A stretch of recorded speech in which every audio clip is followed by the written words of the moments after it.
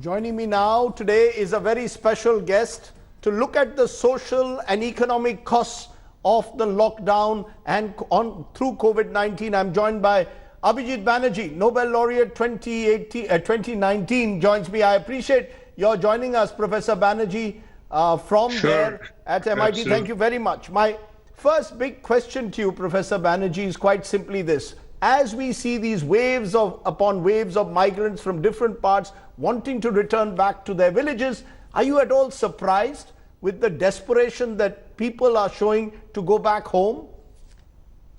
No, I think that, both the economic pressures are obvious. They're sort of, how will they live at home? Maybe they have a little bit of land and there's some rice or grains at home, and the family might have some other resources. So it's not, a lot of these people, they send their money home quite promptly. So they don't really have much to fall back on. The construction sites in particular often provide a place to stay.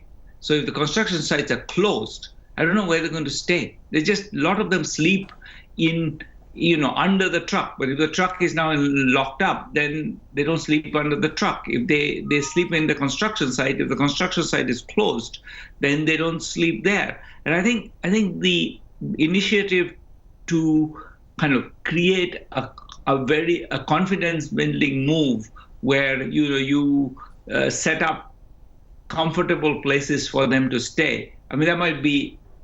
There's a lot of people and not a lot of capacity to do it. But if they can do it, I think people would have a very different view that look, I have a place to sleep, I have food, and it's going to be okay. I think right now the police being kind of little bit out of control, beating up people who are doing, so the rules are not on the ground, are not clear. So people are panicked. I think if there was a clarity saying, look, you have the right, you're a citizen, you have the right to live. If we are sending you home and you can't go home, we are shutting down your business and therefore you have to go home. I think it's very important that the state sends a signal that it's our job to take care of you. We'll do a good job. We are putting every effort into it. You'll be treated with respect. It's not a matter of the police coming and threatening you if you do this or that. I think it's just the police should be instructed to be extremely respectful. These are very important. I think the panic is partly they have no idea what the next steps are. You're saying they have no idea what the next steps are, and you're saying the state must in that sense intervene and send out that firm message. Many state governments are sending out those messages, stay back, stay at home, we'll provide you food, we'll provide you shelter. Should that have been done earlier? Many are saying that this message should have been coterminous with the message of the national lockdown, because that is what set off fear and panic, that people felt they're losing their jobs, they're losing their incomes, they're losing their livelihoods, and therefore out of desperation would rather be in the security of their homes. To that extent, do you think the messaging needs to be clearer, or could have been much clearer much earlier? Yeah, it could have been clearer. I think the messaging to the police is extremely important also, because I think there's a lot of fear that comes from, the police sending out, I think, mixed messages, beating up people for opening grocery stores. So it's the clarity on what exactly is okay and what's not. What rights do we have? What's something I'm doing because, I think I'm a good person. I want to abide by the rules. I want to do something for society. And what's something I'm doing because I'm being threatened if I don't do it. I think it's very important to appeal to people's best instincts. I think the Prime Minister's speech today is an attempt to do that. But I think it's very important that message goes to the police, that this is not a time to unleash a reign of terror. The concept of social distancing also for the poor. If I'm living in a one-room tenement in Dharavi, or if I'm living in a jhuggi in Delhi, is very different to the elite privilege of the middle classes or the elite who can, discuss social distancing. Do you think social distancing as a concept also needs to be explained to the poor and the marginal much more effectively when they now pile up and crowd up in buses and trains? It's perhaps because it's not a privilege for the poor. Yeah, I mean, I think part of it is, look, yes, we'll get the disease, but, what's the alternative? I think that desperation is extremely important in what's going on. People, it's not that people have no idea. I think they understand that, going close. I mean, the idea that germs get transmitted from people, I don't think that's a difficult idea. I think people get it. I think what they don't get is, so what next? What do I do? Do I starve? I mean, I think the sense of a normality having broken down is extremely difficult to deal with, and they are having trouble dealing with it, and I don't blame them. I would have trouble dealing with it myself. I just wouldn't know what the expectations are. What's the what am I guaranteed? And I think that it's very important at this point to put resources into that, lots of resources into, I don't know why, I'm sure the hotels are all empty. Requisition them. At some level, I think this is not the time to respect private property. Just requisition them and just put people in there, make it so that it's nice rather than horrible. I think that there's a sense in which we're at some level be willing to be draconian, but not draconian with enough of the people who own private property. Interesting what you're saying. Even requisition private property, requisition hotels in a way to provide shelter. Some bureaucrat to me suggested, former bureaucrat, take over a Jawaharlal Nehru Stadium, allow it to become a relief center for the poor. What you're suggesting is you need a much bigger social security net in a way, which involves presumably also direct cash in people's bank accounts through Jan Dhan, Aadhaar and their mobile, the JAM Trinity. Right, absolutely. The JAM Trinity is, we've invested a lot in it. I think there are obviously defects with it, but I think with that, it's still an amazing infrastructure to have. We've been proud of it. Let's use it to get money in the hands of people. I do think that it's also important to just provide space, and for the migrants in particular, as you say, the Jawaharlal Nehru Stadium, just build quickly, build something that's not, horrible, and it's the temperatures are going to go up. It's going to be extremely hot. Think of all those things, and don't. I think be realistic about what people will be able to bear. If you make tin shades in the sun, they're going to be that much harder to hold people in. They're just going to be dying of heat. So I think that it's important to use every facility that's available, back, people in, but not close to each other, but in spaces. So, therefore we need space. And so right. That's why I'm saying use all the schools. All the schools are empty right now. Use all the schools. Private, public. I think that at some level there is in India a lot of the infrastructure is private, and likewise, my view is that we shouldn't make the private public hospital distinction. After all we have Ayushman Bharat. We can compensate later, but right now we should just use all facilities available. Use all facilities available. We are getting reports from Kerala of Bengalis who migrants, laborer who want to go back home. We are getting reports from Kashmir, from Goa, where Kashmiris want to go back home because they've run out of money. Do you believe that, in a sense, this calls also for a revival of that debate, and even before the debate, perhaps just push it through of some kind of a minimum income scheme? I know you were involved with the whole Nyay idea, the concept at just before the elections of 2019. Time to revive it, to think of a minimum income that cuts across all boundaries, not just say for one particular group here or one particular group there. All families below a poverty line all get a minimum income now. Right. I think that's exactly right. Whether or not I think we can use social mechanisms to discourage wealthier people from going for it. I think I think we have ways to do it. I think the main point is that if we try to identify who's a farmer, are you a farmer or not? I think this is the wrong time to do it. We don't have a lot of time in hand. We want people to start behaving compliant with the rules. We want them to be calm. We want them to accept the next, I think it's going to be probably longer, but whatever the next some weeks of real pain. And if we want to do it, we want to do it in a way that's,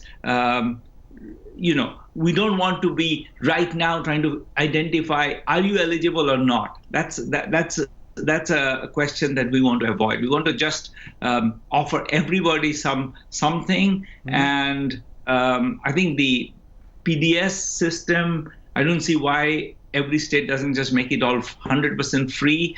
And again, anybody who wants, just issue them a new stamp or something, and so that anybody who wants it can get some kilos of rice, etc. I just feel like this is the moment to be not be very picky and try to do it exactly right. I think there is the real need of the hour is action, not precision. So would you say, for example, that this is a moment that the packages also that are being announced are too little? I read a few columnists today suggesting that what the government has done so far is peanuts. Do you believe that we just need to put a lot more money in these relief packages, given the scale of the impact of a national lockdown?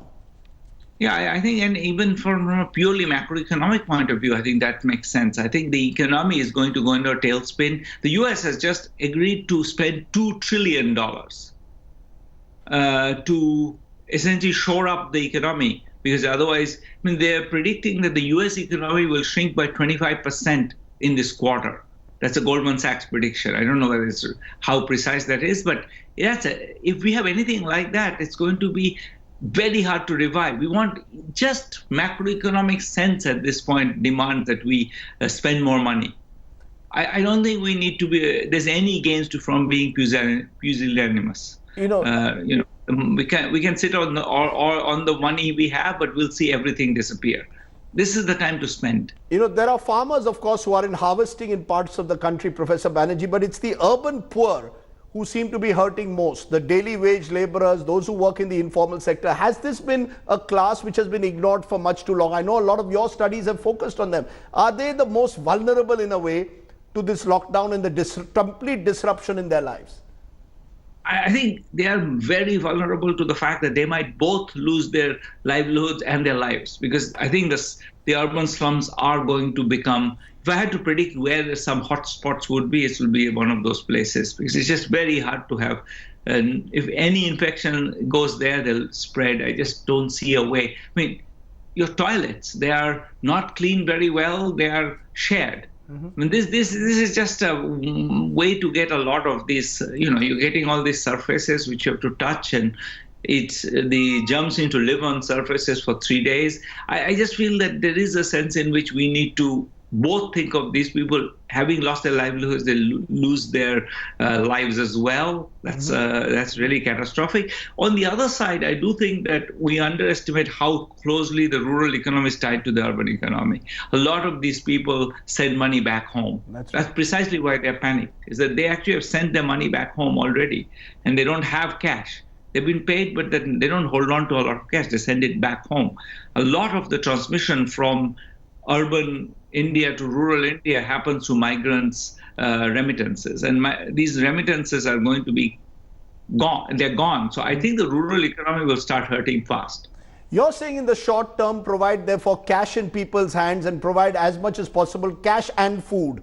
But there is also the challenge of the public health system. Shelter is very important. So I get it. Shelter, food, and cash critical at the moment. But there's also the question of public health, providing them access to public health. I read an article which you've written this morning where you've said mobile vans are needed, perhaps mobile teams of doctors going to specific villages or areas where potential outbreaks can take place.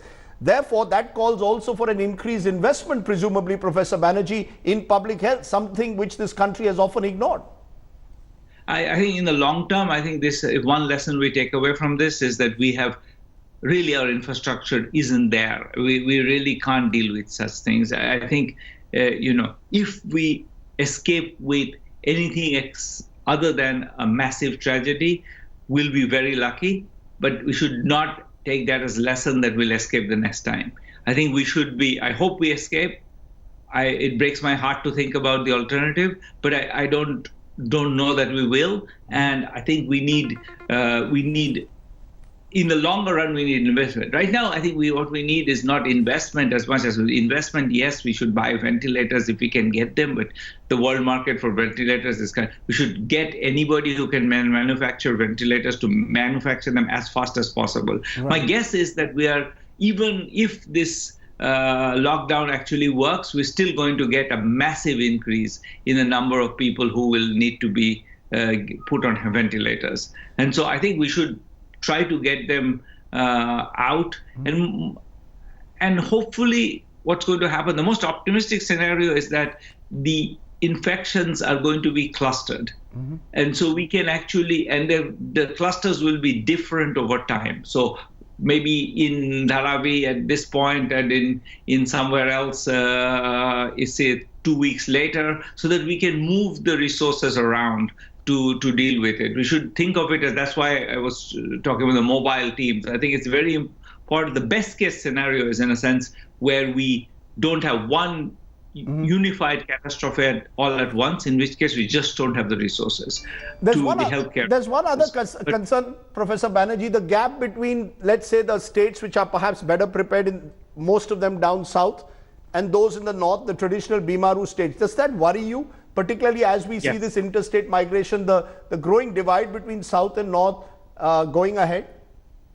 It's a very frightening thought. I mean, it's a very frightening thought because I think the people are going to come home to the villages with infections and without, I think, even the knowledge to detect what are symptoms. And it's going to create both, I think, fear and misunderstanding and, lack of treatment. The healthcare infrastructure in the villages is extraordinarily weak. We've studied this for many years.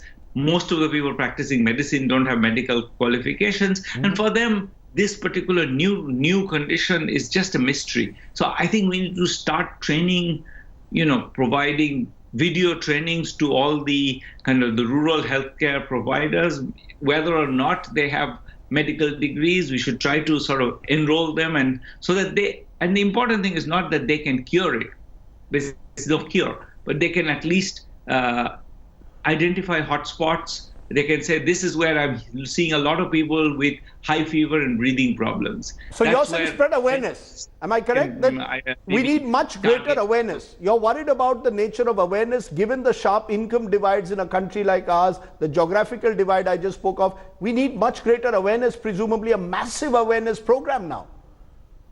Yes, massive awareness program, and a program which also designates a lot of people in the village community as respondents who say that, please be on the lookout. If you see a lot of people saying the same thing, report it to a hotline. Let's get the information out. Where are the pockets? I think it's very important the information itself is not there. We don't have the testing, so we can't just do testing like Korea did. So what we're going to have to do is just wait for the symptoms to appear and then treat that as a pocket of high infection, and then maybe quarantine that area and then try to put medical resources there. I think that's the best bet we have. Let me ask you one final question. You're in the United States and look at what's happening where you are. Is there a big lesson that India can learn from the United States, or do you believe the treatment and the diagnosis has to be different? The diagnosis and the treatment has to be different in different parts of the world? No, I think in some sense, I think in the US, the lesson is very similar to that in India, that we sort of didn't start acting on it early enough. We could have perhaps, we have a very good pharma industry. The US is a very good pharma industry. The US is the best pharma industry in the world, but India is a very strong one. We could have just requisitioned, imperfect tests, but tests that we could use on a large scale. And then we could start to have identify the disease like Korea did in the population and not just among the infected.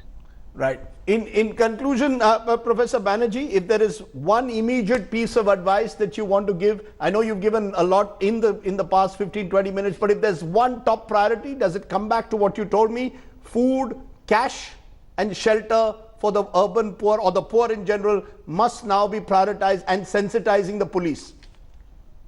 Yes, and making sure that everybody feels that this is it will be a problem that will be managed. I think if people completely panic that this is going to go haywire, that's a problem. That's going to make it worse. I think people need to be assured that we are doing all the things needed to reestablish a kind of at least a stable environment. I think the sense of everything that we took as granted is gone is really frightening. That's right. Life has changed. I know you're doing online. You're taking online classes, Professor. So obviously the world has completely changed. I guess this is a reset. Life in the slow lane, but some people obviously suffering much more than others. As always, Professor Banerjee. I am the lucky one. You're the lucky one. Nothing to complain about. You've got nothing to complain about, but there are people who are living on the margins who have much to complain about. Professor Banerjee, as always, thank you very much for talking to us and sending out that strong and powerful message of what needs to be done in this crisis. Thank you. Hi everyone, Preeti Chaudhary here. Hope you like this video. For latest news and analysis, like and subscribe to the India Today YouTube channel. And don't forget to press the bell icon to stay updated. Thank you for watching.